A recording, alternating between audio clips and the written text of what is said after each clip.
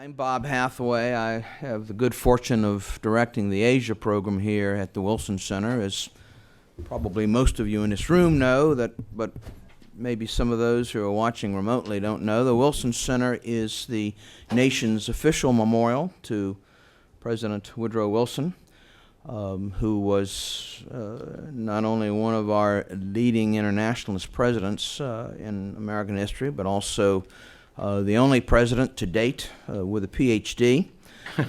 Like Woodrow Wilson, we see ourselves as having one foot in the academic, scholarly world and one foot in the government/public policy world. And I think that you will agree that our speaker today is a perfect example of someone who has been very familiar with both worlds. Today's event is the first event in a new initiative that the Wilson Center has launched, co-sponsored by the Asia Program and the Kissinger Institute on China and the United States. The initiative is being called Weighing the Balance, Weighing the Rebalance, 2013 through 2015. The Kissinger Institute and the Asia Program will sponsor a series of events such as this, looking at Chinese and American interests in Asia and beyond. And an important component of that will be bringing in experts who will give us a sense how China and the United States are perceived by other regional actors, including Australia. So I'm delighted that Robert Daly, who runs our Kissinger Institute, delighted to be working with Robert and with the Kissinger Institute, and we're very excited about this. At the end of the two-year initiative, we'll have a major conference, produce what we trust will be a substantial publication geared to policy audience as well as the broader audience of Asia watchers here in town and further afield. So, Weighing the Rebalance as of November 1st, 2013. We're particularly pleased to have for the inaugural lecture in this new series a man who is widely regarded as one of Australia's leading strategic analysts, thinkers about power and strategy.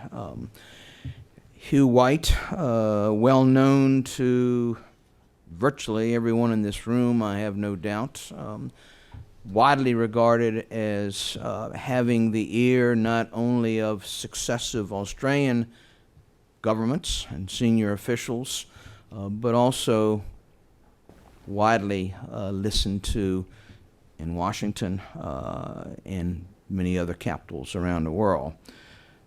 Hugh White is a professor of strategic studies at Australian National University.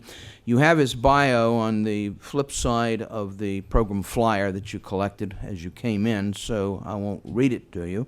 But you know that he has had an extraordinarily distinguished career as a scholar, an author, an academic, an intelligence analyst, an official, an advisor to prime ministers and other senior officials in the Australian government. He is prolific. His most recent book is entitled The China Choice: Why America Should Share Power. I expect he'll have some thoughts on that topic today. As you came in, you noticed that there is a table right outside this room where you'll have an opportunity to purchase a copy of this book. We invite you to do so. The holidays are coming up. This book would make a perfect gift for multiple family members. If we sell a certain number of books per, maybe you can a percentage, yeah, work sure. out a rate. Anyway, please join me in welcoming Hugh White to the Wilson Center.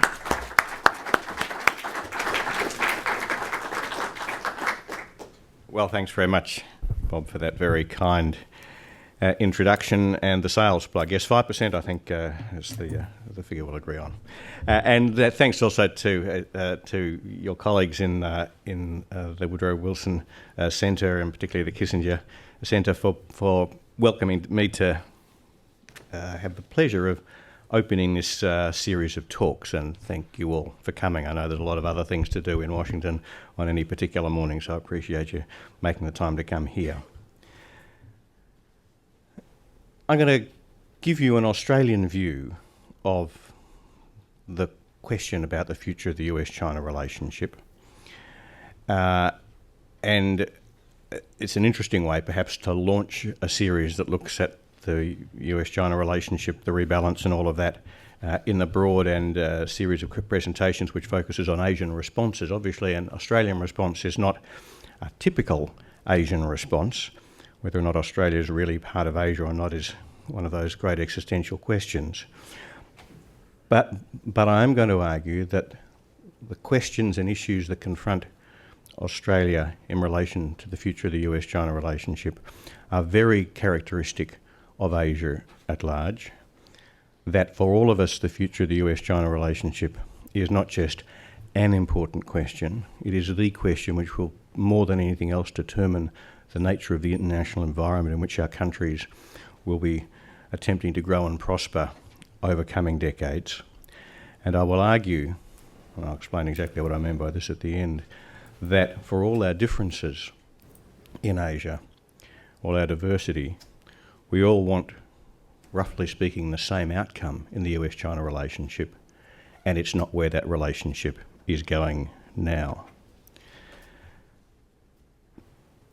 As Australia looks specifically at this question, as we ask what kind of relationship should the US and China have over coming decades, this confronts Australia itself with some very deep questions, which mean in some ways that although, as I've said, this issue is really fundamental for everyone in Asia, there are ways in which it's harder for Australia, because the question of America's role in Asia goes right to the question of the kind of region Asia is and the kind of role of the West, broadly defined, in Asia. And of course that for Australia is a key question, because we are there as a product. You know, the whole existence of our nation on our continent is a product of a particular era of history, and the future of US role in Asia is very much tied up with that whole phase of history. I think for Australia this is the most important foreign policy question we have ever faced. That is a very big claim, but I make it because I think the rise of China is the biggest shift in the sort of foundations of the regional order since Australia was settled by Europeans in 1788. And I think that the challenges we face are as profound as any we've ever faced, and for that reason, that I think this issue is so important for Australia that I've given such a focus on it in my own work, and in a nutshell, that's why I've written a book about it. It's a slightly strange thing, an Australian writing a book about the US-China relationship. The book is not really about Australia, it's about the US-China relationship. The reason I've done that is because that relationship is so important to us. Now, there is no single Australian view of this set of questions, so this will very much be an Australian view. But we could start with what one might call the official position. And this is quite bipartisan. We've recently had a change of government in Australia, but you couldn't put a cigarette paper between the old government and the new government on this proposition. And the position is summed up with a sentence which is, Australia does not have to choose between its relationship with the United States and its relationship with China. Now that's a position, but it's not a policy, because it's really in the end just an expression of hope. It's really a way of saying Australia doesn't want to choose between the US and China. And as an expression of hope, that's absolutely right. There is no good future for Australia unless we can preserve the relationship that we have with the United States and the relationship that we've developed with China, and develop them further over coming decades. The significance of the US-Australia relationship is obvious, and I won't bore you with it. I'll just make the point that it is really central to Australia's whole conception of its place in the world. And I won't spend a lot of time talking about the Australia-China relationship. I won't go through the numbers. Our trade with China is now the defining feature of the Australian economy. But I'd just make a broader point, that it's not just that trade with China is so important. It's not just that we have something like 100,000 Chinese students studying in Australia. It's not just that Mandarin is the second most spoken language in Australia now, after English. Or rather, it's just, if you put all of those things together, I'd summarise it like this. No country has ever been more important to Australia in its history than China is today, except for the United Kingdom back in the days of the Empire and America. So no country has ever been more important to Australia than China is today on more dimensions of our national life, except our two great allies. And of course, China's not an ally. Now, that situation has arisen. We've been able to build those two relationships precisely because we haven't had to choose between the US and China for the last 40 years. And I say 40 years, perhaps I should say 41 years advisedly, because that possibility, the possibility for us to develop those relationships, emerged when the present US-China relationship, the relationship that was established by Nixon and Kissinger back in 1972. That's what provided the foundation in which Australia could develop these two relationships so simultaneously. We have not had to choose in the past. But will we have to choose in the future? Well, that depends entirely on the trajectory of the US-China relationship. The better they get on, the less we have to choose. The starker their rivalry, the starker the choices Australia has to make. And we're already finding ourselves having to make choices that we haven't had to make before. For a very long time, Australia's been able to develop these two relationships really more or less in isolation. What we did with China did not affect what we did with the United States. What we did with the United States did not affect what we did with China. That is no longer true. Now, when Australia takes a step with the United States, it has to ask itself very carefully, how's Beijing going to read this? When we take a step with Beijing, we have to ask very carefully, how will Washington read this? The fact is that because of the extent to which we already see strategic rivalry between the US and China, the principal interest that both countries have in Australia from a political and strategic point of view relates to our relationship with the other. There's already a strong element of the zero sum in this. So we're already in a new kind of world. And we're already starting to tread very carefully. It's a slightly pejorative term, perhaps unfairly to the Finns, but there's already a touch of Finlandisation about Australia's positioning. And whether it gets worse, whether we do find ourselves really forced to choose between the US and China, depends very much on how things go between Washington and Beijing. Well, what underpins the "we don't have to choose" mantra that I mentioned before in Canberra is that Canberra's optimistic. Quite clearly stated in a number of government ministerial speeches, government statements and so on, that notwithstanding the issues between the United States and China, Australia is confident that the rivalry between them will not escalate. Is that right? Well, that's the question.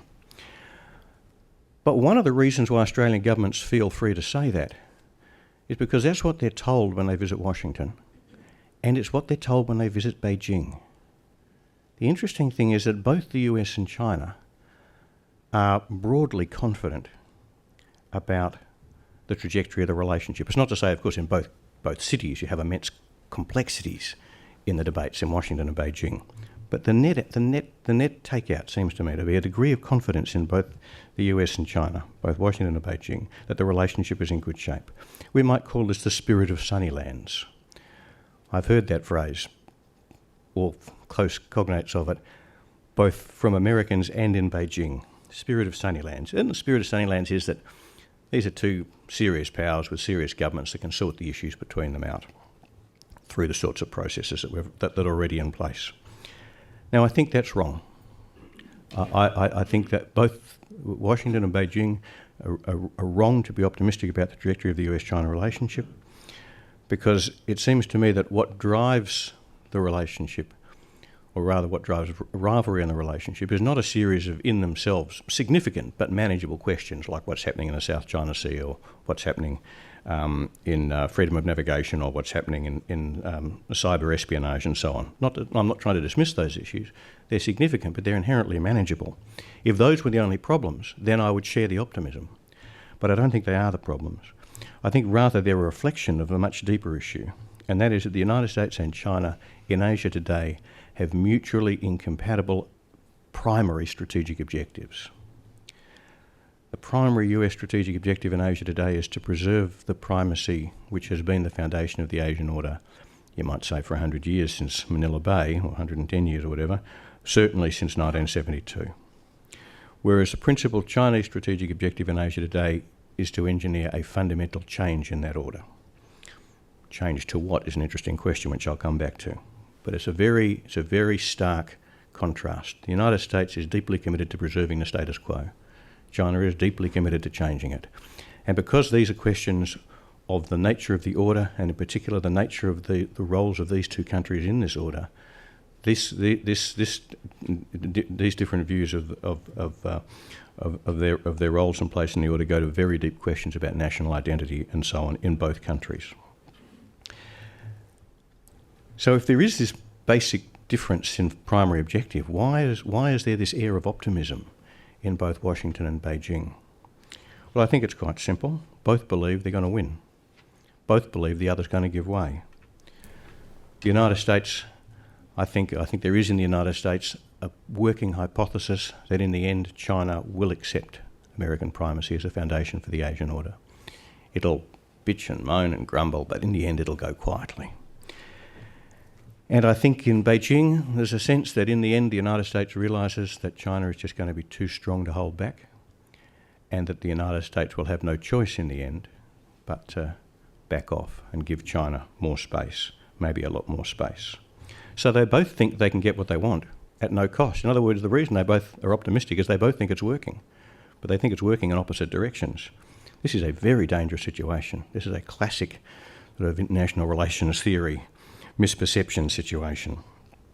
Now let me explore the US side of that misperception, because I think it's particularly important in the present stage of US policy, because I think that misperception that China is going to go quietly was the foundation of the pivot, and the fact that that's wrong is a primary reason why the pivot has failed. Now, I've just said the pivot has failed. I don't know exactly how contentious a proposition that is in Washington at the moment, but at least in order to establish that, I need to explain what I think it was that it was trying to do, and there is a little bit of slipping and sliding on this. The advocates of the pivot seem to me to redefine its objectives as things change so that whatever's happening is exactly what they intended. So let me go back to the beginning and say that it seems to me that the aim of the pivot was precisely to respond to China's increasing assertiveness around 2008 and 2009, which I think brought to Washington's attention more sharply than it had been done before the fact that China was determined, or was at least inclined to, change the regional order. Its aim was to respond to that by pushing back, to reasserting American primacy, and to getting China to accept it too. Now, what's striking about the pivot, considering the magnitude of that objective, was that its means were so small. A few Marines in Darwin, I'm not trying to trivialise the TPP, but a bit of a trade deal, a couple of smaller ships in Singapore. These were very small strategic means for a very big strategic objective. And what it tells you, seems to me, is that the United States didn't really think the Chinese challenge was serious. They've noted that in 2008 and 2009 the Chinese got a bit pushy. But they had, I think, what I'm going to call the empty chair model of China's ambition. That is, that what caused China to start being more assertive was America's absence. America had been preoccupied in the Middle East for obvious reasons for a decade or so. It had, on this model, been seen to abrogate or evacuate its leadership position in the United States. The chair at the head of the table, of the Asian leadership table, was empty, and China just thought, well, why don't I sit down in it and see if I like the feeling of it? In other words, it was America's absence which drew China forward.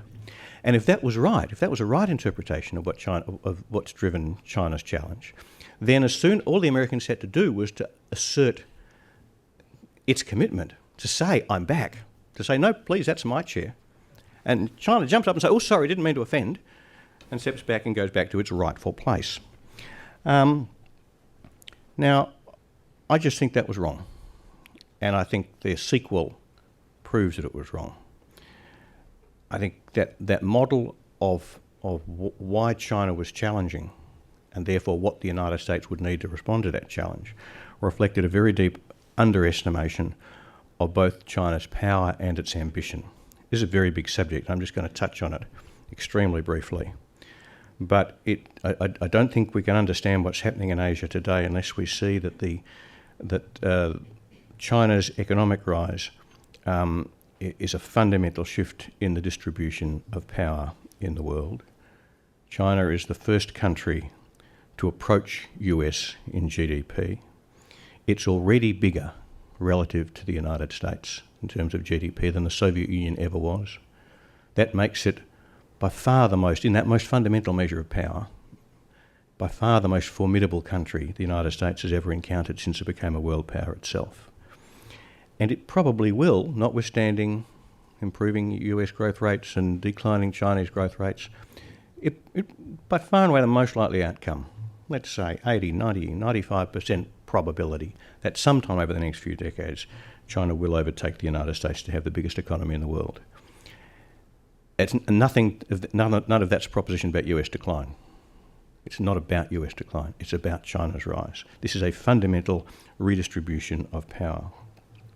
And from that, I won't try and unpack the argument, but although the way in which material wealth translates into national power is very complex, it does seem to me, as America's own experience has shown over the last couple of centuries, that as a foundation for national power, nothing beats a big economy.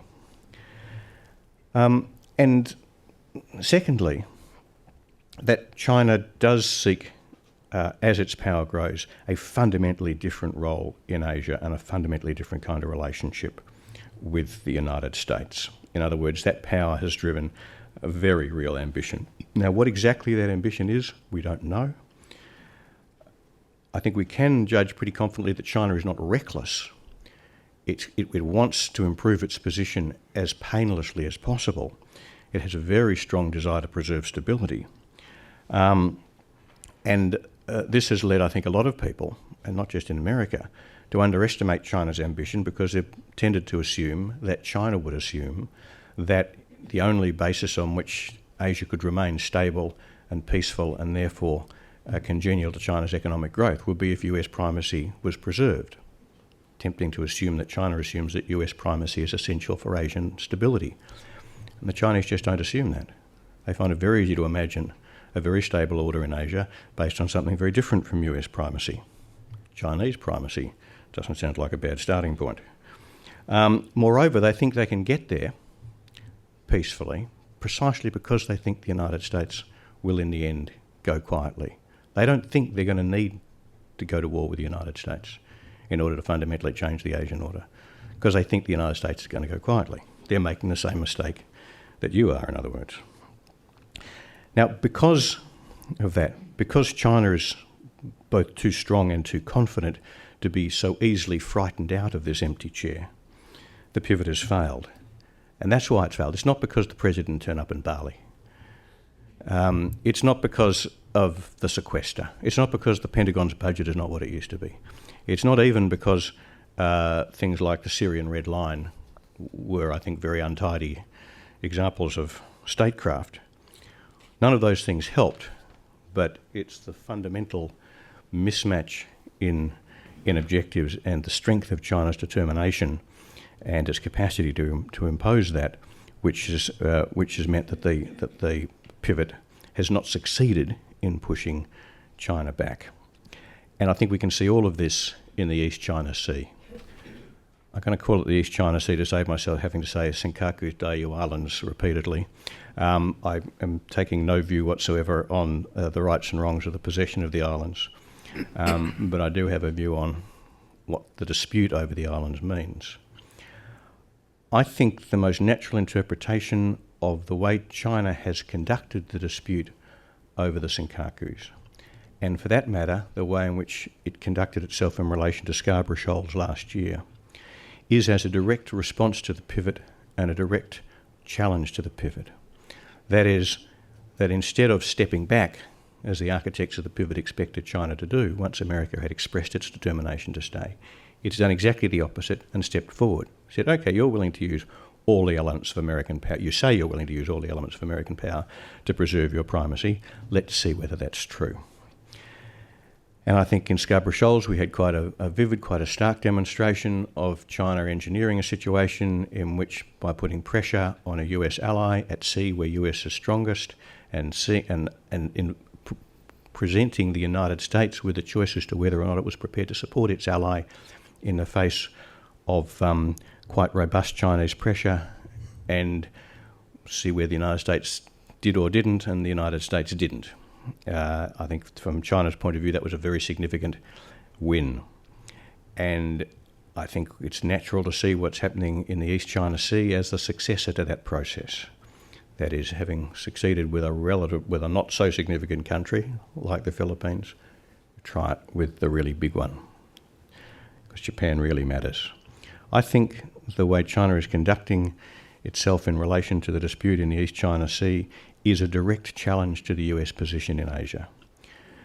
Because by pushing Japan in a way which raises a clear risk of military confrontation between Japan and China, and quite deliberately accepts that risk,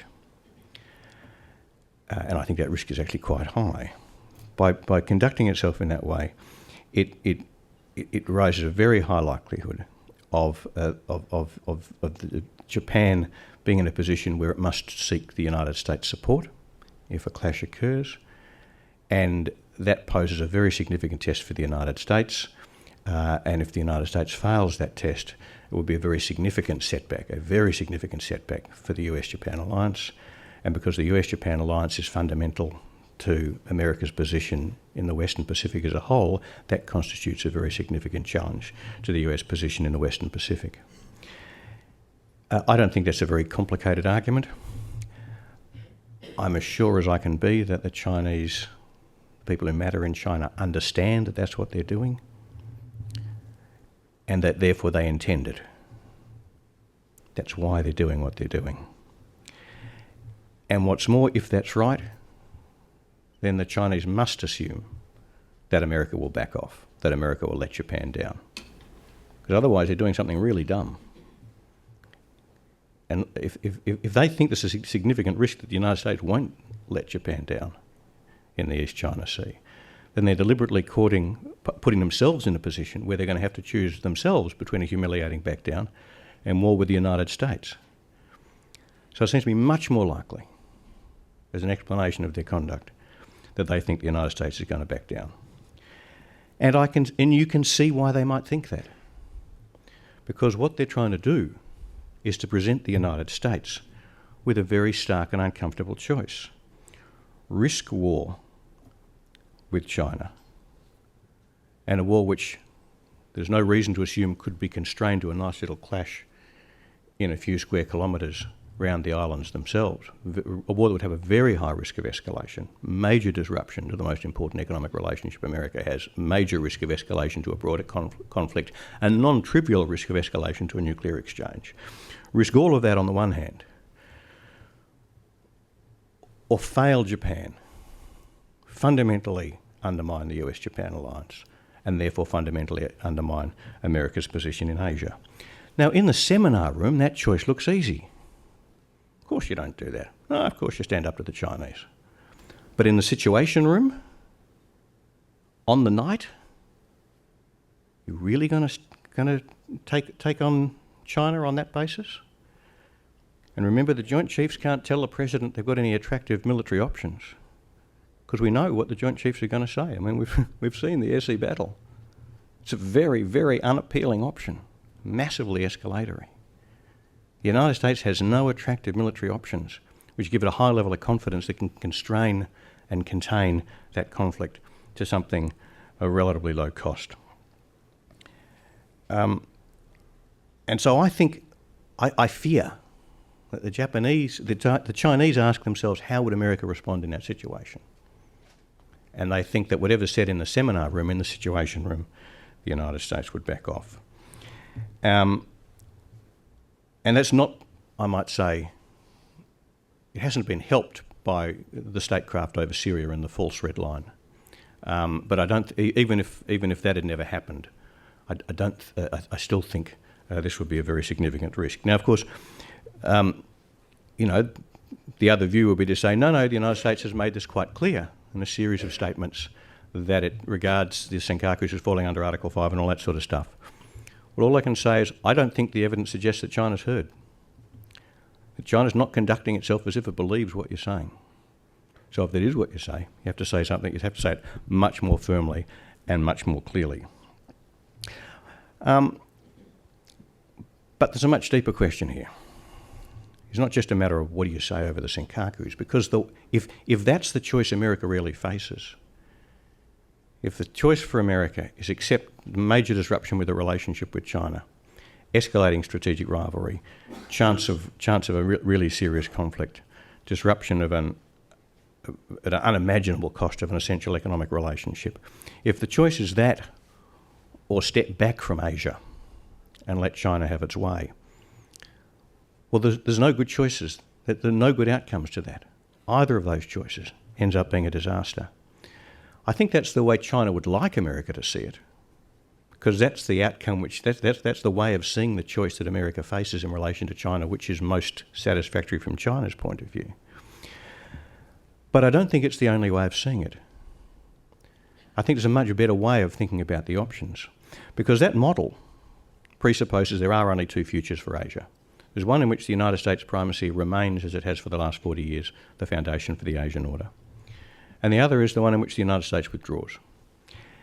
And what's striking is that it's not just China who wants to frame the choice in that way. The United States is also happy to frame the choice in that way, because, of course, that validates America's determination to preserve primacy. We must preserve primacy because the only alternative to primacy by us is primacy by them.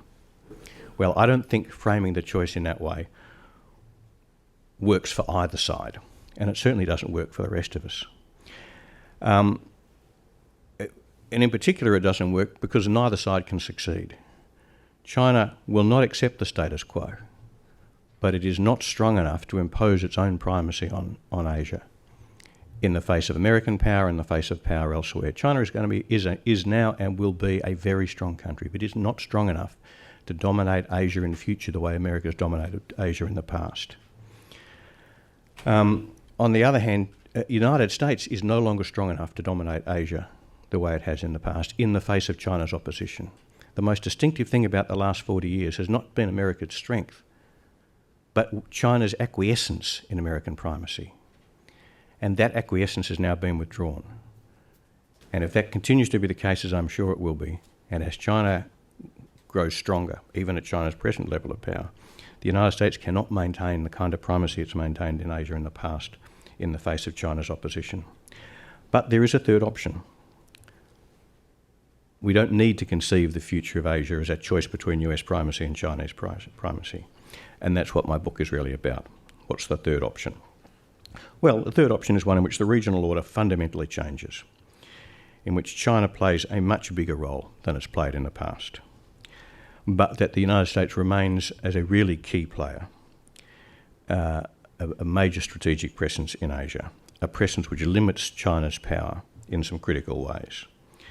The aim of building that kind of order, at least from America's point of view, is to maintain the maximum American role in Asia whilst avoiding escalating strategic rivalry by trying to find a level, if we can, of a maximum level of US involvement which China is in the end prepared to accept. So it's a matter of doing a deal, seeing whether the United States can and China can agree to a level of US presence in Asia which is strong enough to protect America's most vital interests and small enough, giving China enough space for the Chinese to accept as a long-term basis for the relationship. Now, The essence of such a deal must be, of course, mutual respect for some very basic norms. In particular, the use of the norm opposing the use of force. Essentially, that's the core of the UN Charter. But a willingness to negotiate as equals on almost everything else. In other words, dealing with China as an equal in a very comprehensive sense, which means that, of course, when you negotiate with equals who've got different interests than you, you're never going to end up with everything you want. You might end up with some of what you want. It's compromise all the way. It's classic great power diplomacy. It's completely alien to America's concept of how it conducts itself in the world. But then again, China is a different kind of country from any country the United States has ever encountered. So there's a reason why this might require the United States to respond to China in a way that's completely different from anything else in the world. Completely different just because it's stronger. Just because it's stronger. Now that would be, that kind of outcome, an outcome which the United States and China treated one another as equal partners in a shared power structure in Asia, is very different from the status quo order in Asia. And it's very hard to sustain. And just to be clear, I don't predict it's going to happen. I don't predict it's going to happen. I predict it probably won't. I predict US-China rivalry will probably escalate. What I do predict is that if we don't have that kind of order, if we don't find some way of reconstructing that kind of third option, then the probability of that escalation is very high. And that's an escalation, that the rivalry between the US and China is one that neither can win. Now, a very key question that's got to be answered before it's worth taking that model even remotely seriously is, will China agree to it? And if it agrees initially, will it stick to it? Well, it's not going to agree to it out of the goodness of its heart. It's only going to agree to it if it realises the alternatives to accepting some kind of deal like this with the United States is escalating strategic rivalry with America, which is as bad an outcome for China as escalating strategic rivalry with China is for America. So it's only, we can only press China to agree on such a thing and only hold it to it once the agreement is made if US resolve to stay engaged in Asia as a balancing power, as an equal player, but not as a dominant player. If that resolve is absolutely unambiguous. And that's a difficult piece of diplomacy, because it's the equivalent, the military, it's the diplomatic equivalent of the managed withdrawal militarily. You have to step back from one position to another position and then hold that other position absolutely firmly. And that is a very difficult thing to do. And it's also more complicated than I've sketched so far, because so far I've pretended this is a two-country problem, and it's not, it's a four-country problem. Because there's certainly Japan in this picture, and probably India. I won't spend any time on Japan, simply to say that for reasons which are sort of clear from the priority I've given to the East China Sea, I think Japan's situation in this picture is absolutely central. I think Japan's the rise of China makes Japan's present strategic situation, the one that it adopted after the Second World War, unsustainable, because the stronger China becomes, the stronger China comes, the more Japan fears how China's power is going to be used against it. The more it depends on the United States for support against China, and the less confident it can be of that support, because the costs and risks to the United States for supporting Japan against China go up as China's power grows. And the only Japanese resolution of that dilemma is to see the US-China relationship go badly. The worse the US-China relationship is, the more confident Japan can be that, notwithstanding the higher costs and risks, the United States will come to America, to Japan's aid. So Japan finds itself in the, I think, unsustainable position of seeing its security depending on a bad relationship between the two most important countries in the world for it. I think as long as the only way to break that is for Japan no longer to be dependent on the United States for its security from China. This is a very radical proposition. It presupposes a fundamental change in the regional order. What do we expect? This is a fundamental change in the distribution of power. So we shouldn't be surprised that some of the things that we've had in place that have been absolutely part of the furniture, not just the furniture, the core structure of the regional order for the last few decades. We shouldn't be surprised if these things start to move, but managing that is going to be extraordinarily difficult. And then there's India. I don't think India is quite there yet, but I think we'd be very wise already to foreshadow that India will eventually be a great power in this system and to bring it in sooner rather than later. So there are 4 great powers in this system, and the question is, how do you get 4 great powers to agree to the kind of deal that I sketched in a few words before? Well, it's extraordinarily hard, but there are some examples, and the best example is the Concert of Europe in the 19th century. That shows that you can build and sustain, decade after decade, an agreement between great powers in which they do treat one another as equals. They still compete strategically, of course, but that competition is managed to the point that it doesn't disrupt their wider relations. Europe had a great 19th century, not without dramas, but overall it was a great century for it. It ended very badly 100 years ago next year, but in a sense that the way it ended reinforces how important the structures had been. I don't offer the Concert of Europe as a model, just as a sort of a reassurance that this kind of thing can be done. So, what should the President do? Do what presidents do. The President should give a speech saying 2 things. The first is the President has to make it absolutely unambiguously clear to China that that the United States is determined to stay in Asia, to uphold the most essential principles of the international order, in particular the prohibition on the use of force or threat of force to resolve disputes. In pursuit of that, to absolutely commit the United States, the President needs to absolutely commit the United States to support Japan in the event of a conflict in the East China Sea, just so whoever it is in Beijing is under no doubt what's at stake there. But at the same time, in the same speech, he has to say that he is willing to sit down with China and really explore a fundamental change in the Asian order, to really explore what a new model of great power relations might look like. And at the risk of giving away more than he wants to at the beginning of the negotiation, to commit himself to an order in which he treats China as an equal. That gives China the tough choice then. China then has to decide whether it's willing to step forward and accept that or risk a conflict with the United States.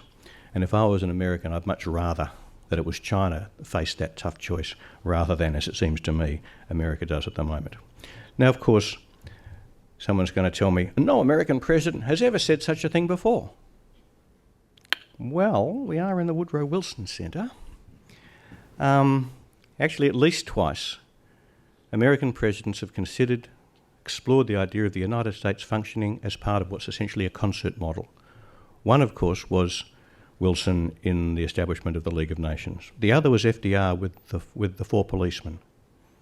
The construct that FDR was trying to build at the end of the Second World War, flawed because in the end the Soviet Union was not a country you could do this kind of business with, but that's what he had in mind. It's not unthinkable for a United States president to say such a thing. It's very hard.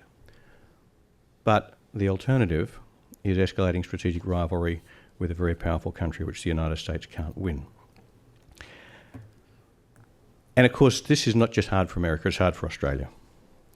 Australia's settlement coincided with, and it wasn't a coincidence, was a result of the collapse of Asian power and the resurgence of Western power, the assertion of Western power in Asia.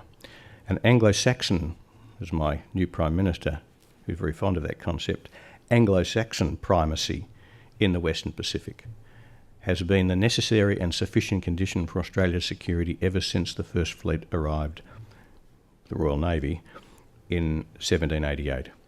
And we in Australia would like it to last forever.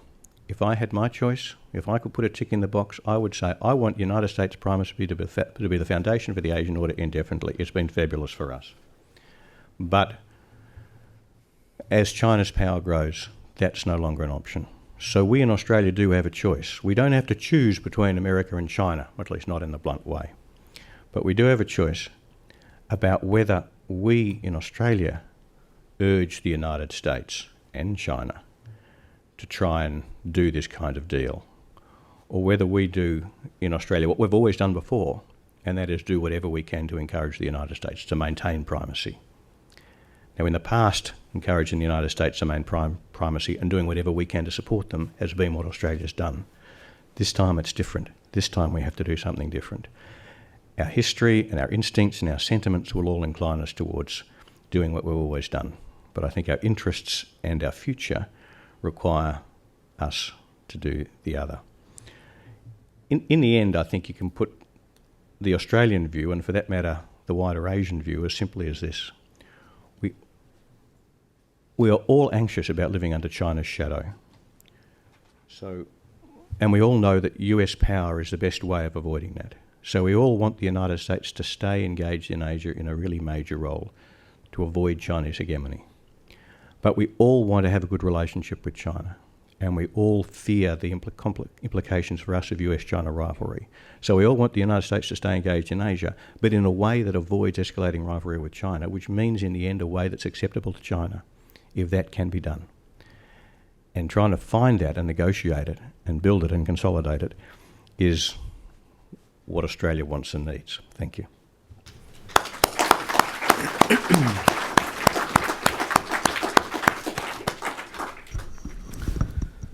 Well, thank you, Hugh, for really a very stimulating, occasionally depressing, but really a very rewarding presentation.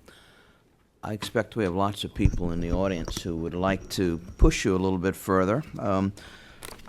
Before recognizing the now, I'm going to try to push you a little bit further on what you were just talking about in the last couple minutes. The notion of a 21st century concert of Asia, and that's my phrase, not your phrase. No, I'm happy with that phrase. I'll own up to that. Yeah. I got a couple of questions as to its plausibility. One has to be, why wouldn't the Chinese, if you're talking about four great powers, why wouldn't the Chinese see this as simply a clever disguise for a new encirclement strategy, inasmuch as it has problematic relations with the third and the fourth power, Japan and India. And while none of us can foresee the future, it's probably going to have a difficult relationship with both of those powers for some time to come. So, on the one hand, why might China actually believe the U.S. president when he says, we want to work with you on a basis of equality, and, oh, by the way, it may well turn to be 3-1 on lots of issues. Yeah.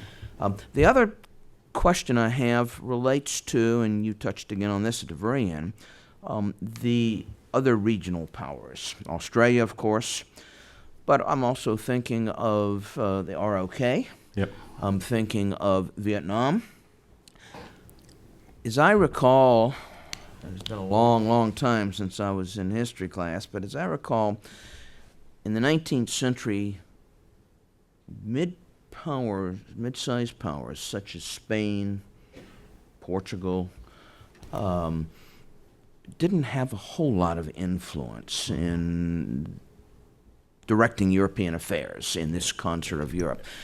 Is there any reason to think, in the very different circumstances of the 21st century, where everybody thinks their voice should be heard? That's right. Are they substantial powers like South Korea, Vietnam, but also Australia? Aren't they going to be rather unwilling to explicitly or implicitly acknowledge that other people are calling the shots and they really have little choice but to follow along? Or maybe that's the way they feel already. Yeah. No, really very good. Really two excellent questions.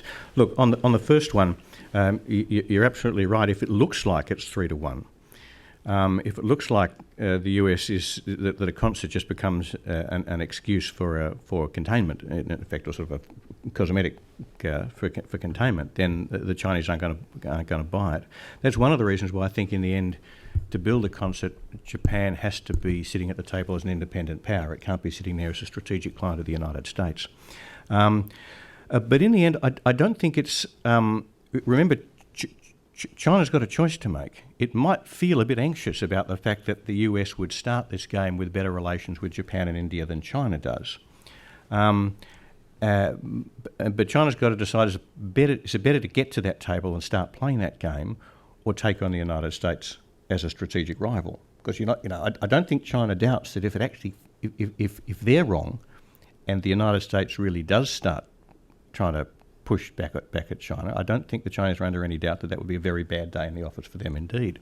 So I think in the end that becomes China's problem. They've got to decide, are we prepared to sit down at this table, and then what can we do to start persuading these guys, the other two at the table, that their interests might be better served not by always aligning with the United States, but by working with China. That's what concert diplomacy looks like. That's what happened all through the 19th century. Everyone was always trying to slightly manage their relations with the other to make sure that they didn't end up being ganged up on, always be one amongst three and all of that. So always be three amongst five, as Bismarck said.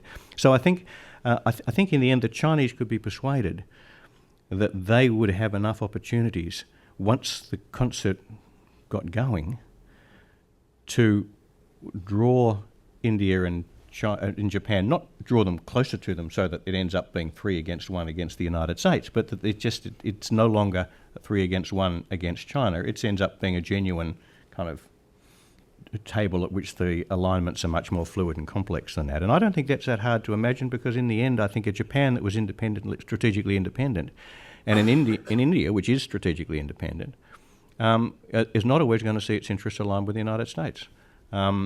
It's going to be easier for the United States in some ways because it's not in the region. It might be easier in some ways because of closer alignments of values. But I think the Chinese are going to have lots of opportunities to play the US and Japan and India off against one another and improve their position. The second point about what about everybody else is absolutely central to this. And I should have mentioned Indonesia as an obvious of course, case, absolutely, yes. No. Looms very. I mean, there's a chance that Indonesia might end up at the table. There's a chance that Indonesia ends up as a great power in this system. Just depends, what happens. But it's got the demographic foundation to be a great power. I think the only other, Russia, of course, special case. But let's look at the small and medium size. And you're right. I mean, one of the very interesting things about Asia is what a rich sort of flora of middle and smaller powers it has, and they've been used to having, as you say, a very central role in the way the region's organised. You won't be surprised to hear that that elsewhere in Asia this question is very often asked of me, what about us? And of course in Australia, what about us? And it's a genuine question. The fact is, if you let the four great powers close the door, sit down around a small table by themselves, they will do deals to our disadvantage. There's no doubt about it. So the smaller and middle powers, face a really tough choice. Would we rather that the four powers agreed behind closed doors and did us over occasionally when they did so, or would we rather they didn't agree and we lived with the consequences of escalating strategic rivalry? It's not a pleasant choice, but I think my choice is I'd rather live in a region in which the great powers agreed, even though they'll occasionally do us down, than in one in which they didn't. The ASEAN, in ASEAN they have a little joke about this, which says whether the elephants fight or the elephants make love, the ants still get squashed. And it's true as far as it goes, but only as far as it goes. The ants get squashed a lot flatter when the elephants fight. And I think, for that reason, I think, although it's painful and difficult for us, including for Australia, we'd be better off if those four established a concert type structure than if they didn't. It's worth just one sentence more on this as far as Australia is concerned. It's not a very comfortable idea for Australia because we've being a very close ally of the United States means that we have had and been justified in having a very high level of confidence that no matter what else is going on, the United States would always put Australia's interests first if something really important comes up. And, that's been one of the reasons why Australians have been so fond of US primacy. And in this model, we wouldn't have that. In this model, America's most important relationships in Asia would be its relationships with the other great powers at the table. And if occasionally that meant that they had to say to us, no, look, we know you're worried about this, but we can't give you that because we need to maintain our relationship with China or Japan or India or whichever one of the others of the great powers is at stake, then we just have to cop that sweet. This is not new for us. This is what happened to Australia at the end of the 19th century when we kept on asking Britain to do things for us. For example, we said to the British, please don't allow the Germans to colonise New Guinea. And the British said, tough luck. We've got all sorts of things going with Germany in Europe which are much more important than New Guinea, so we're not going to bother them about it. We'd face that kind of situation. But from our point of view, it was better if the British and the Germans got on than what happened when they didn't. Good.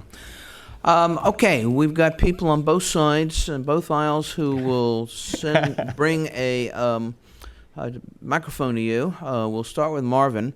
If Marvin, you'll wait till we get a microphone to you and then introduce yourself. Right here in the fourth aisle in the center.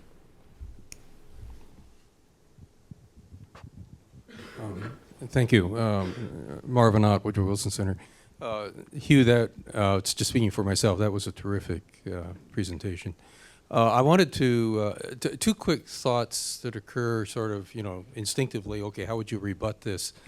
One will play off of what Bob just said, but the first one, the presumption that in China, that military confrontation. I'm reading into your lines a little bit, but that China's growing military capacity will be sufficient in time to overawe and face down the U.S. military.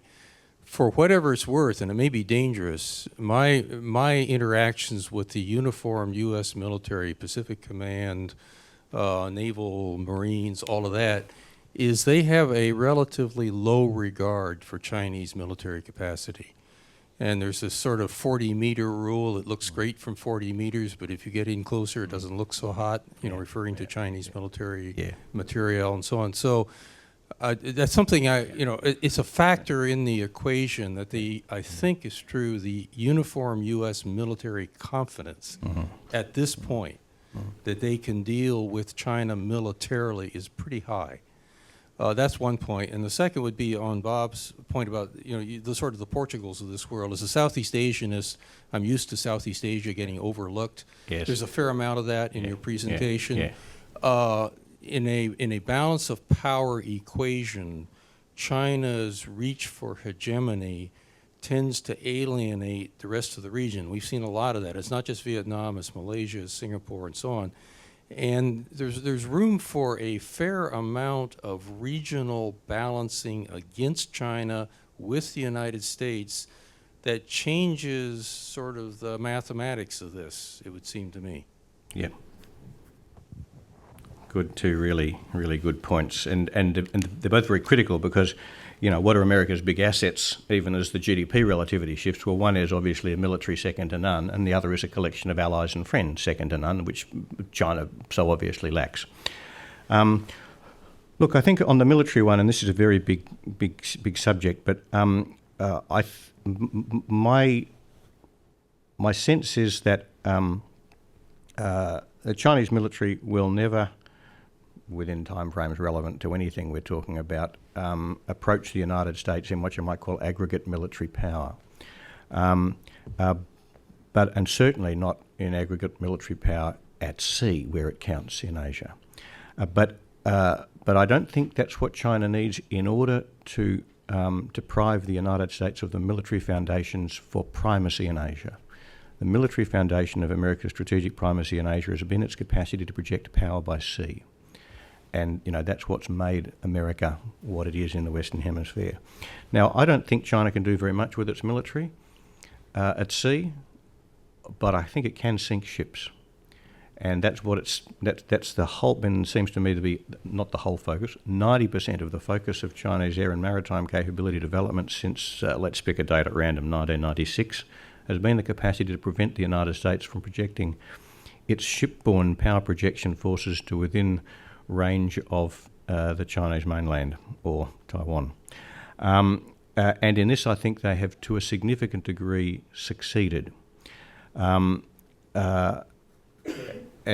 you know, I've had some of the same conversations, or similar conversations to the ones you have evidently had with US colleagues, military colleagues. And I'm sure, and it's very important not to make the mistake of overestimating China's military power. But my sense is that there is a recognition that China has at least raised the cost and risk to the United States of putting the big power projection platforms, the carriers of course, but also the big marine amphibs within range of China's sea denial forces. That's what the whole A2AD thing is about. And it seems to me that the air sea battle is in a sense a very sincere compliment from the Pentagon to the PLA. Because what it basically says is we don't think we can any longer risk our power projection platforms within range of your sea denial capabilities. Therefore, we're going to remove your sea denial capabilities before we put the platforms forward. I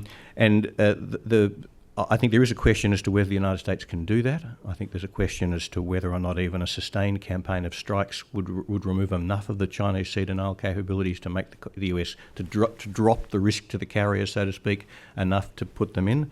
But the more to the point, the fact is, if it can be done, it's something that happens at the end of a 6-week campaign in which a set of targets on the Chinese mainland that long have been struck, and this must be escalatory. I mean, you know, never say never, but no.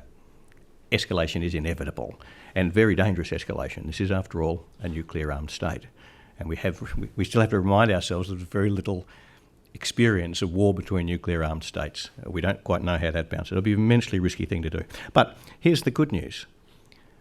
China has not, and isn't never a bad word to use, but I'm going to use it ever, will never acquire the capacity to project power by sea itself against US sea denial capabilities. So I think there's a great asymmetry in China's capacity. I don't lie awake at night worrying that China is going to be able to project power by sea the way the United States has been able to in the past. And that's one of the reasons why I don't think the Chinese, at least if the United States is there to stop them, and that's something I'm sure the United States can easily do. And I think that's one of the reasons why I'm sure the Chinese can't establish primacy. They can't replace the United States. They can displace the United States, but they can't replace the United States because their military achievements, significant though they are not sufficient to give them the kind of power projection capability which you need in Asia. And I mean, I think there are sort of geostrategic reasons why in Asia, more than in Europe, you need to be able to project power by sea to establish regional primacy. Southeast Asians, you're absolutely right, of course. The Southeast Asians are genuinely worried about China's growing power and what it will mean for them to live under China's power. And as I said in my peroration, that they don't want to live under China's shadow. And that gives America something to work with. On the other hand, they really don't want to line up against China. This is not, you know, I'm not accusing you of this very crude metaphor, but this is not Europe in the 1940s, late 1940s against the Soviet Union. Everybody in Asia wants to have a good relationship with China. Australia wants to have a good relationship with China. And if the way in which, if the US model for how it responds to China's rise presupposes that it can get the ASEANs into a US camp against China, well, it's not going to happen. It's not even going to happen. Here's the Australia test. We are the most likely to do that because we're the furthest from China and we're the closest to America in, you know, all the obvious ways of history and culture and values and all the rest of it. And Australians aren't in it. And I think this is actually pretty broadly based. The people in Australia who are very confident that we can follow the United States wherever the United States goes in Asia are the ones who are confident that that's not going to take us against China. Nobody in Australia is signing up for containment of China. So there is an asset there, but how closely the US can work with Southeast Asians depends a lot on how the US defines its objectives and how China responds to them. So the Southeast Asians will be very happy to see the United States stay engaged in Asia, but I think will be very unlikely to be willing to support the United States in going into deep escalating rivalry, unless China really behaves badly. The worse China behaves, the better, the more the United States will find itself getting support from others in Asia. But if there's a sense in which, if the Southeast Asians get the sense that what's driving escalating strategic rivalry between the US and China is not China's determination to establish hegemony, but America's determination to preserve primacy, then I don't think they'll follow the United States. And I think there is that sense. There is that sense now. So I think very dependent on how America defines objectives. In other words, to maximise Southeast Asian support for the United States, the President should give the speech. Down here, and then Joe after that. Thank you. My name is Steve Hirsch. I'm a journalist who covers Asia periodically. I have two closely related questions. One is, you've talked about Chinese ambitions in Asia. I wonder if China, in your mind, has ambitions outside Asia, in other words, worldwide, and whether that changes the picture for you. Number two, you talked about what you see as a possible rivalry between the United States and China if in the medium-term future. Will this be similar or different or completely unrelated to the kind of rivalry it had with the Soviet Union? Yeah. Thank you. Okay, two very good questions. Look, first thing I should, I'm not a sinologist. I don't speak Chinese. I don't regard myself as a sort of a deep explorer of the inner workings of Chinese political psychology. But here's my gut feeling. I think China has interests globally and increasingly, economic and so on, and is going to be keen to protect them. But it doesn't see it doesn't see itself as asserting a strategic role in the global order. It doesn't want to change the global order in any significant way. It wants to have a slightly bigger voice and all the rest, but it's already on the Security Council. It doesn't find it hard to get its voice heard. And I think there's very little chance, and I think the Chinese understand there's very little chance of being able to protect its strategic interests globally, its interests globally, with military force against any serious opposition, particularly by the United States. In other words, they're not making what you might call the Admiral Gorchakov mistake of trying to take on the United States as a global maritime power. I do think in Asia, I think Asia is where China's strategic psychology and to a certain extent its identity are founded. I think in Asia, close to home, in its own backyard, in its Western Hemisphere, if I can put it that way. On the other hand, I think China's ambitions go very deep to its sense of itself, to the kind of country it is, the China dream and all that sort of stuff. So I very much focus... I think the strategic rivalry between the United States and China is very much focused in Asia. That doesn't necessarily make it easier because Asia is a very important place. But I don't think this is a matter of what's going to happen in the North Atlantic or what's going to happen in the Africa, or even, though this is a slightly different case, the Middle East.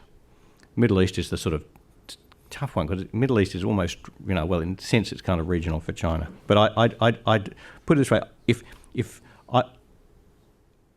the issues on which the United States and China differed strategically were focused only on even as sensitive a place as Iran, I'd be relatively comfortable they could be worked out. But it's in Asia, it's the core Asian order questions which I think are the ones that will really drive both countries actually.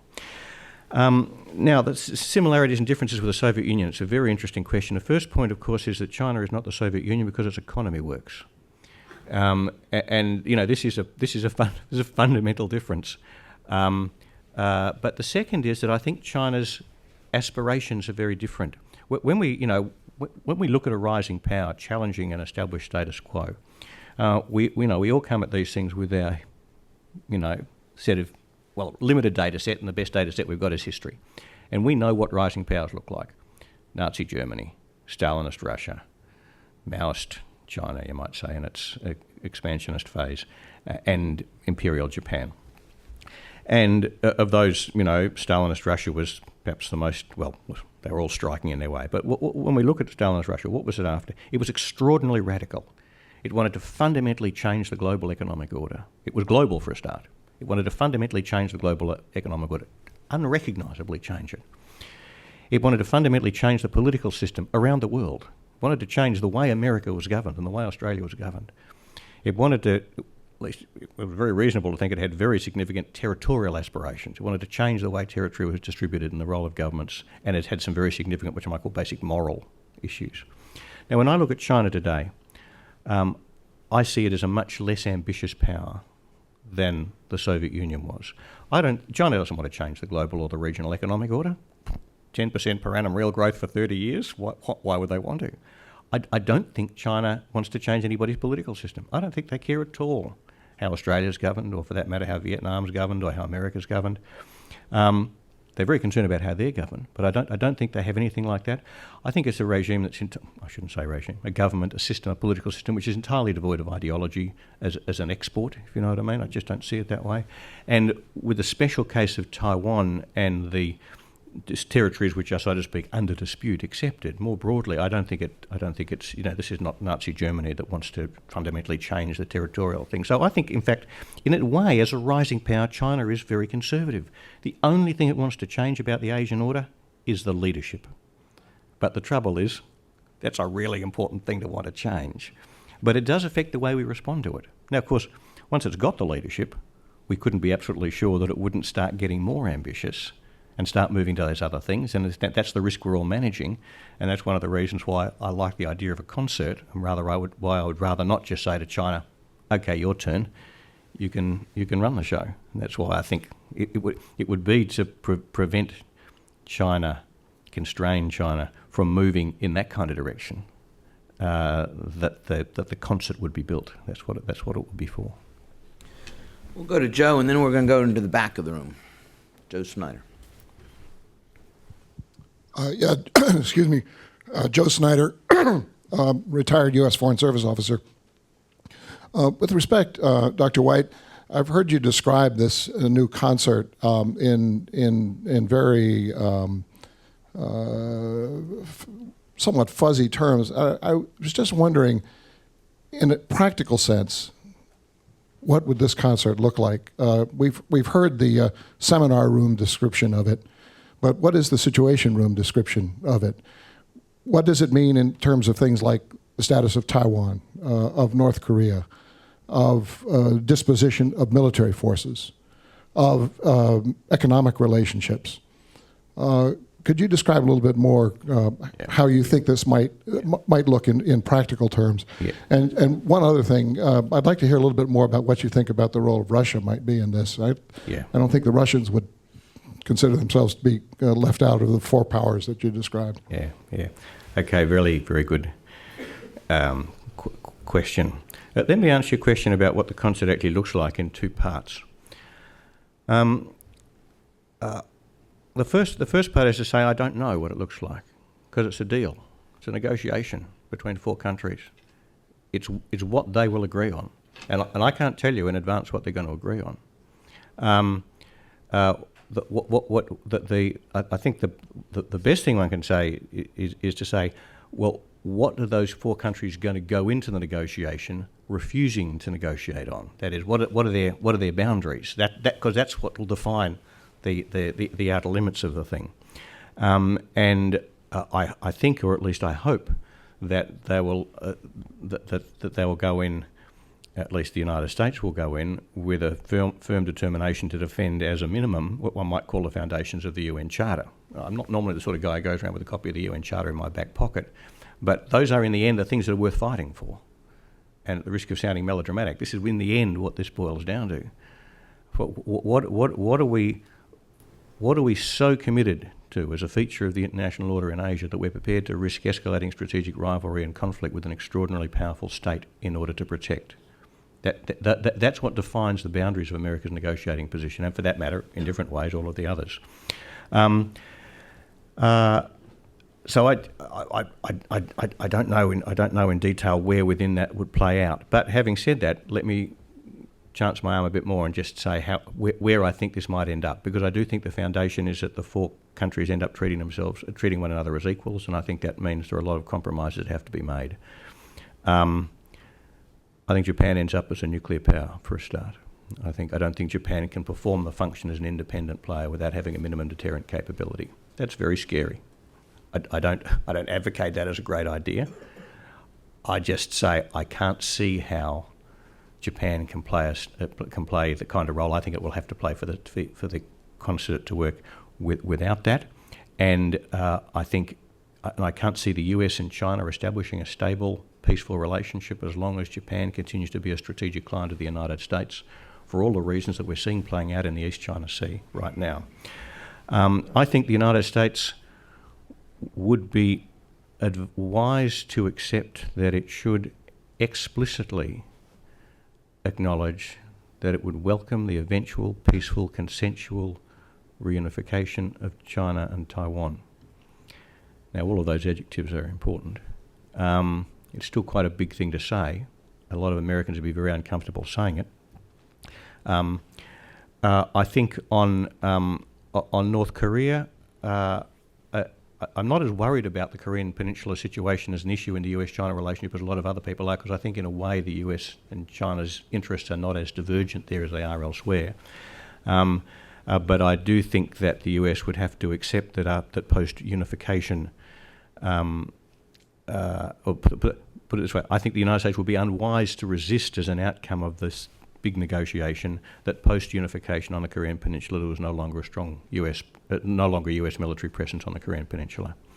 And on military things in general, I think the US would have to accept. I'll put it the other way around. The US would have to agree not to try to impose on China any limits on the developments or use of China's military forces which it did not accept on its own military forces. So they could all agree on limits, but those limits would have to be the same. So in other words, it would be the end of the principle which has been so central to Asian strategic affairs for so long, that the United States has a privileged role. That's incompatible with this kind of construct. And it would have to absolutely accept China as a nuclear peer, that is, a country with which the United States had a stable deterrent relationship which was in both sides' interests to preserve, which I don't think US policy quite does at the moment. And just to make it look really hard, the United States would absolutely have to accept the legitimacy of the Chinese system of government. It wouldn't have to like everything that it did. But I think the element that seems to me to be still quite important even in US official statements about China, that there's a kind of at best reluctant acquiescence to the fact that this is a system that's in place at the moment, I think would have to shift to a genuine acceptance. So now, none of this is easy. This is a very unappealing world I'm describing for you there. The only thing to be said for it is it might be better than the alternative. Now, I'm sure it'd be better than the alternative. So the third way of responding to your question is to say, well, I haven't got a very good idea of what my model's going to look like, but I also think it's required of people on the other side of the debate to say, what's your model look like? If you don't do a deal like this with China, where is the US-China relationship going? And what's that going to mean for the United States to find itself in a Cold War with China, whose economy works? This could be a tragic choice for the United States.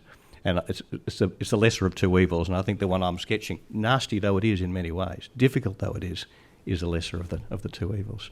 Just on Russia very quickly.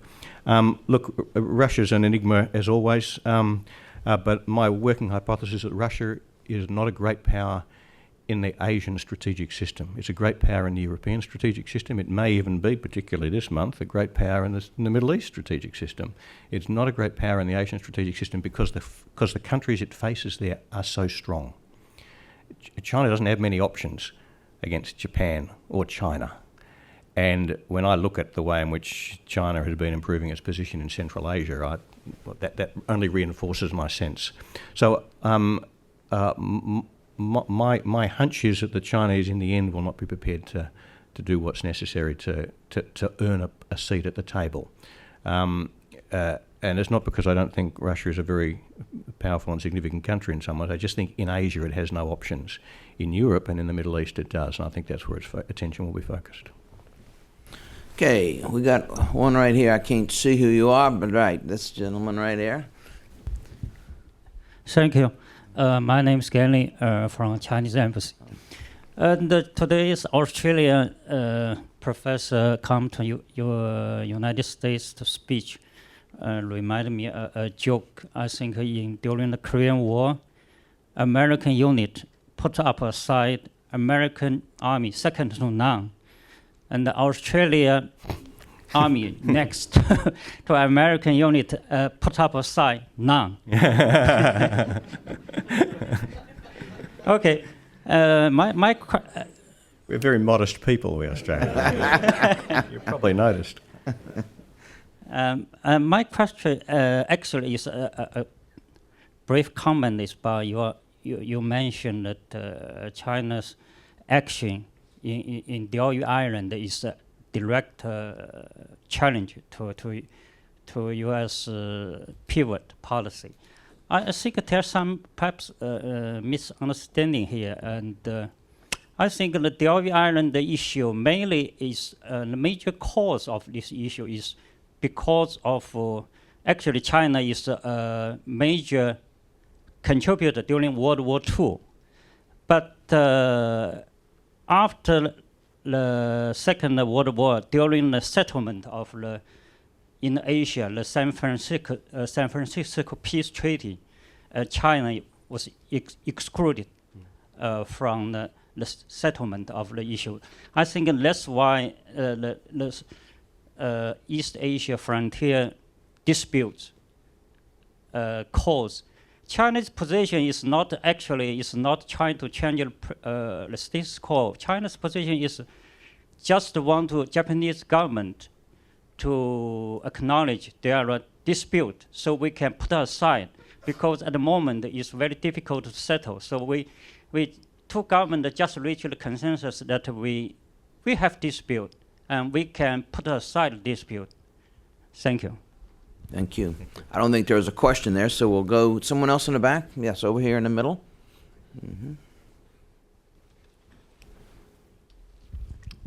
Thank you, Dr. White.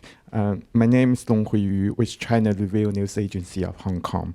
There is an argument right now in the United States that with China rising, it will be more and more difficult for the United States to handle the Taiwan issue with China. And although it's not the US mainstream thinking, but I think some do argue that the US should give up Taiwan, or Taiwan doesn't need the United States anymore. So what's your view about this issue? Thank you.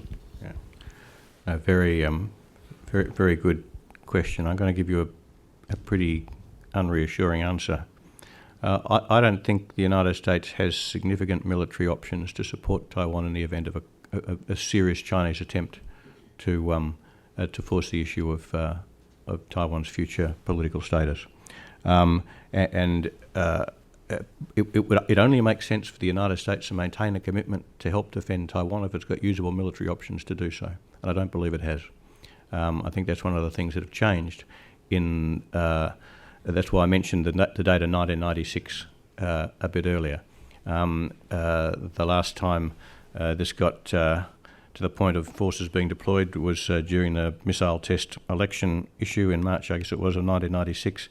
And it does seem to me that one of the things that happened as a result of that, you always got to be careful of your own successes, is that the PLA said, well, we're going to make sure that never happens again.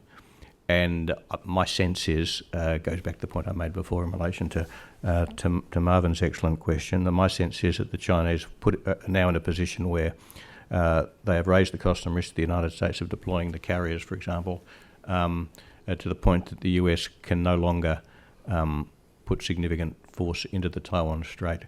Now, it's not to say that a Chinese invasion across the Taiwan Strait wouldn't still remain a very difficult problem, precisely because, as I said before, I don't think China has the sea control capacity to give it an assured level of access. But I think that's where the nuclear question comes in. I think China would not find it very hard to persuade the United States that the issue of Taiwan is so important to China that it would be prepared to risk a nuclear exchange over it. And in the end, what happens in these things is always an interaction between the balance of power on the one hand, or balance of forces on the one hand, and the balance of resolve on the other. And I think China's resolve would make it a very dangerous choice for the US because of the very special. I mean, I think because Taiwan is such a special case. That being so, I reached the rather gloomy conclusion I don't think the United States has military options. usable military options to support Taiwan in the event of a serious Chinese attack. And if that's the case, then it would be very unwise for the United States to say it does. And that's the tough choice. So I think in the end, the United States is in the position of letting Taiwan look after itself. Okay. Well, that got them started. Is that Mike? I'm not sure the light's in my eyes. Yeah. I think we probably have time for this question and then perhaps one more Thanks very question. much, Professor White. I'm Mike Fonte. I work as the director of the Democratic Progressive Party's office here, which happens to be a Taiwan political party. I just want to say that the DPP, at least, is committed to development of a wide range of asymmetrical capabilities, et cetera, so that there is not a miscalculation about military side of the future. The United States position, as you know, is that there's peaceful resolution, not acknowledged eventual unification. But I think the pieces are in place if your concert were put together to defend the UN Charter and its capabilities in the name of Taiwan. At least I hope so. Thanks. Yeah. Robert? Yes, first I'd like to say thank you. We'll wait till we get the microphone. Yes, Dr. White. First, thank you very much for coming in today. I thought that was an extremely thought-provoking and clear discussion, and it's also, I can't think of a better way to kick off the Weighing the Rebalance series. You've certainly laid out the challenge and have exemplified the need for Washington, the Wilson Center, and everyone here today to listen to voices and opinions from other countries. So thank you. Thank you. First and foremost.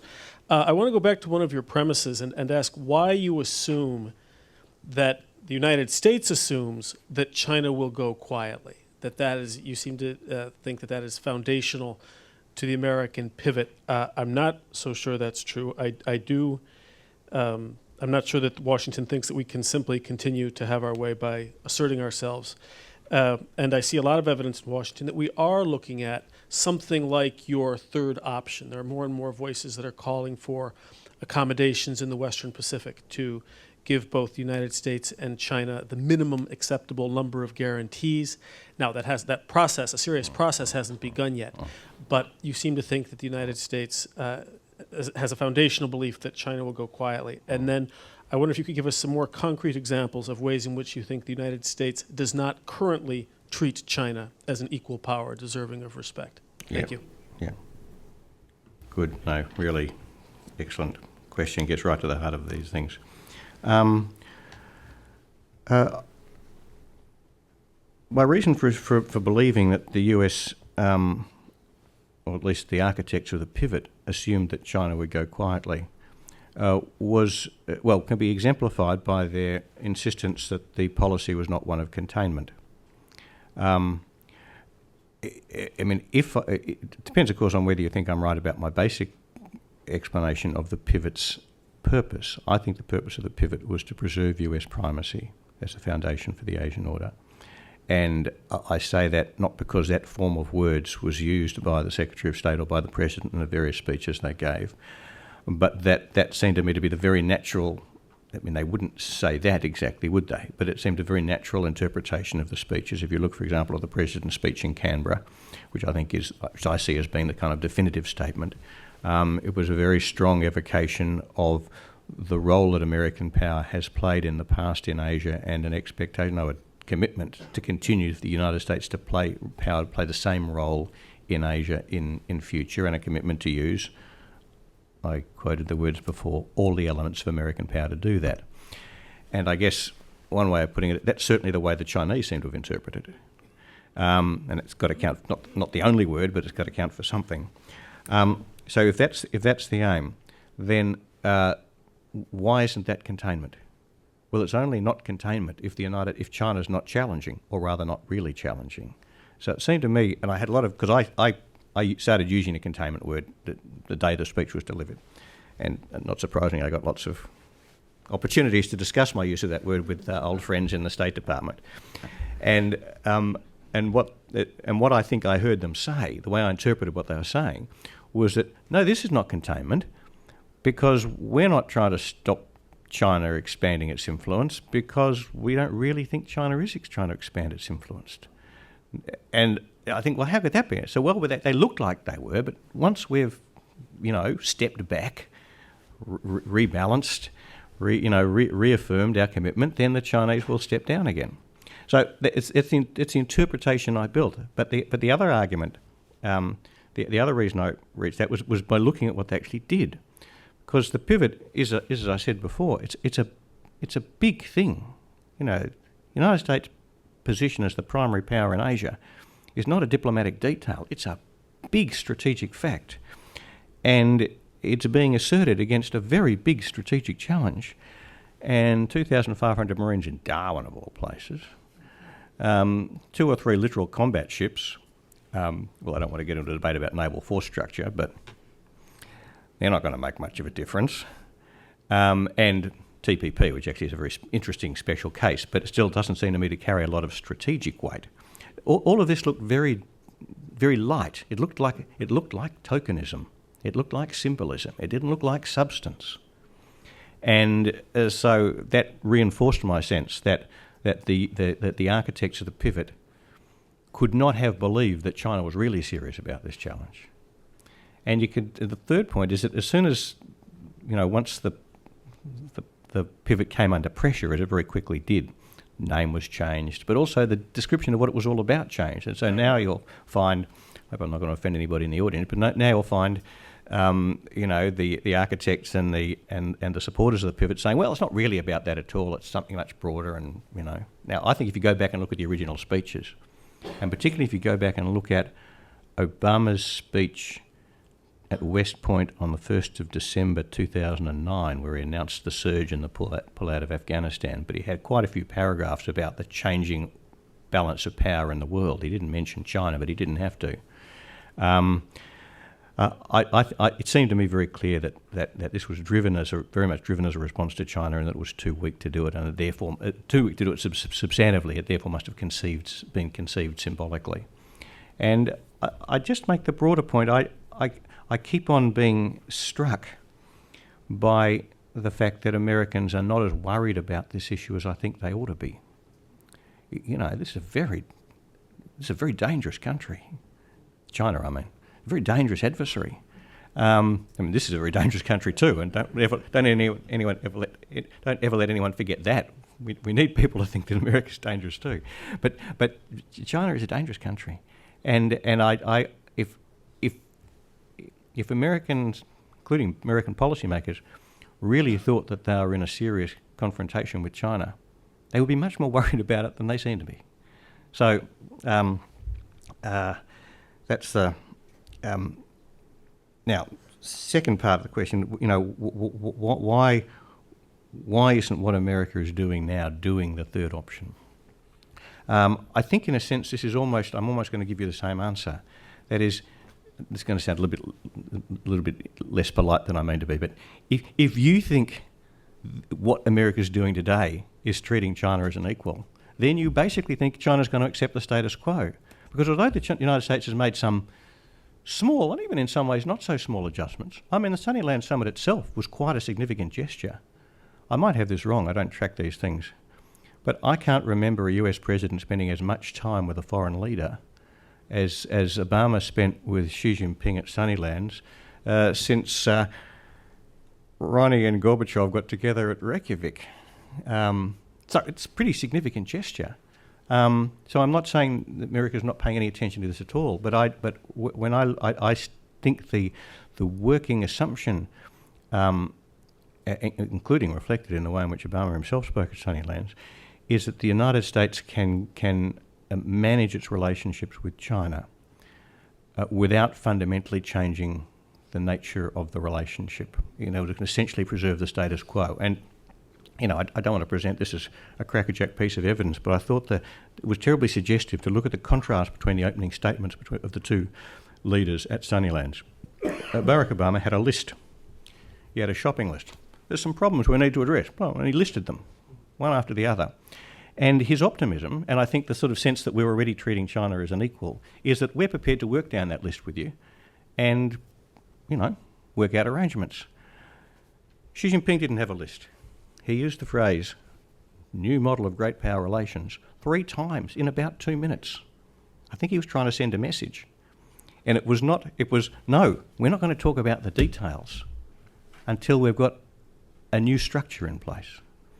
And I think so. I think the Chinese, I guess it goes exactly to my point. I think the Chinese expectations of what counts as treating China as an equal are much more radical than those that American policy has yet accommodated. I mean, it really goes back to the answer I gave before. It's a pretty scary list, and I think something that looks a lot like the list that I sketched is likely to be China's minimum position, and I think it goes a hell of a lot further than any American, mainstream American policymaker or even policy analyst is yet thinking. So this is tougher and scarier. Maybe I haven't conveyed just how tough and scary this is. Hugh, yesterday was Halloween. You're not supposed to scare us today. Let me join my colleague Robert Daly in saying this has just been a terrific way to start this new series. We thank you. You've come a long way, not just for this talk, but... I would have come in just for this anyway. Well, thanks as well to all of you. It was a lousy day to leave home or offices or wherever you left today, and obviously none of this works unless you help us. So warm thanks to everybody, and join me expressing our appreciation to Hugh White. Thank you very much.